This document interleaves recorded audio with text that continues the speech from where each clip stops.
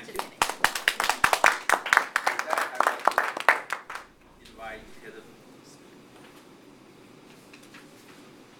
Thank you.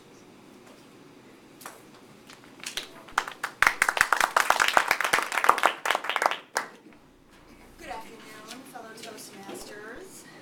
Good afternoon.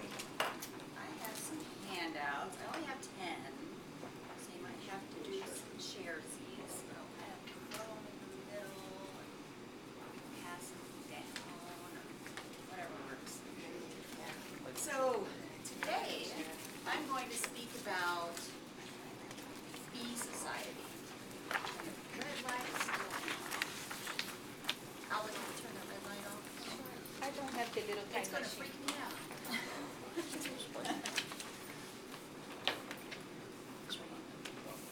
Go ahead. Okay. So, title of my speech today is Bee Society, an uprising against the tyranny of early rising. Show of hands. How many of you guys are early risers? You wake up, bright-eyed, bushy-tailed, up and at 'em, ready to greet the day? 4, 5, 6, that's 7, all right. And how many of you struggle with mornings? You wake up, you're drowsy, you're slow, you've hit snooze like 20 times. So it's about half and half in here. Everyone else probably somewhere in the middle. So it pretty much compares to the population as a whole. It's probably about 50-50 on the different sides of the spectrum. The early birds, the night owls. But when you get to the extremes, the true night owls are about 17% of the population. We refer to them as night owls or bee types, which is where bee society is. True early birds, on the other end of the spectrum, make up about 1% of the population. They're called larks or A-types. Everyone else is pretty much in between among the three. Much of this is determined by biology. Our circadian rhythm, the 24-hour cycle of bodily functions that pretty much all animals have. And in humans, it determines your body temperature, your hormonal cycles, your endocrine cycles. It's hardwired. In fact, early risers, when they wake up in the morning, their body temperature is higher than a night owl's when they wake up in the morning. So a type A person, or not type A, but the group A, the A-types,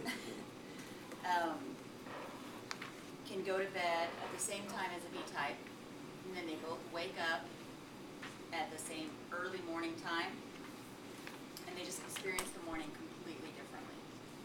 The A person is like ready to go, and their body is physically ready to greet the morning. B person, not so much. Their body temperature is still low, and it might not be until midday that they actually feel like they're ready to greet the world. Then this even extends to sports. In 2015, researchers found that night owl athletes performed very poorly in early morning activities. Even when they tried really, really hard, they did, on average, about 26% worse than their peak times. And it didn't matter how much perseverance they used, they just could not get up to that peak level. So this, you can't really change it. It's hardwired, it's in your genetics. In fact, in 2003, researchers found a gene called the clock gene, and there's 2 different versions of it. There's a longer version and a shorter version, and early risers have a longer version of this gene. So it is in our genetics. Yet society is geared toward early birds. Schools start early, work starts early. Early risers are viewed as more productive. The early bird gets the worm. Ben Franklin said, early to bed and early to rise makes a man healthy, wealthy, and not true. Early people aren't necessarily more productive. They just get it done earlier in the day. And I don't know, I don't really want worms. I want more sleep is what I want. So, a lot of studies have actually shown that when night owls are given the chance to do their work when is optimal for them, that they're actually more productive than the early risers. So that leaves those of us who aren't early risers struggling with mornings. I have 4 alarms, sometimes more, a couple on my phone, and then I have the alarm clock, and then I have another alarm clock that actually simulates the morning sun so that it gradually gets brighter and brighter and brighter. And it's 40 minutes of me just, stop it. I even have one where it makes you get up and spin around twice before it will go off. And then I get up and I spin around twice and I do that and then I just go back to bed. So night owls tend to be chronically sleep deprived. They'll have a lot of fatigue, difficulty focusing, physical pain, and it's kind of illustrated in the picture here on page 2. I like these little illustrations. You've got everybody going into school at the same time, and they're all sitting in their rows, and that student is so sad. He doesn't want to be there.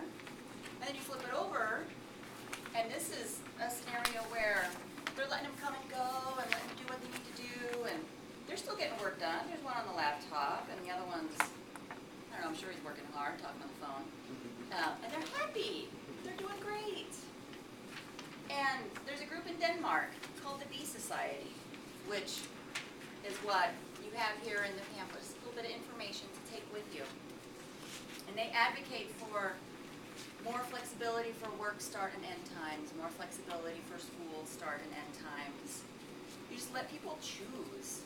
You can increase productivity for workers if you let them work at the time that's best for them.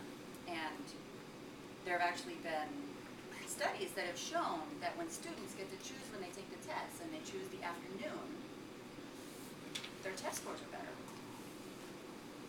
So I think that this is great. I fully agree with the thing on the back.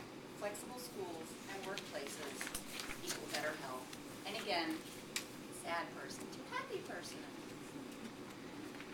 So, in conclusion, I feel like there should be more emphasis on choice in life and flexibility. And I really like what Bee Society has to say. I think if we had more flexibility in start times for work life, we'd have more acceptance of differences in people, improved health for night owls, more flexibility for working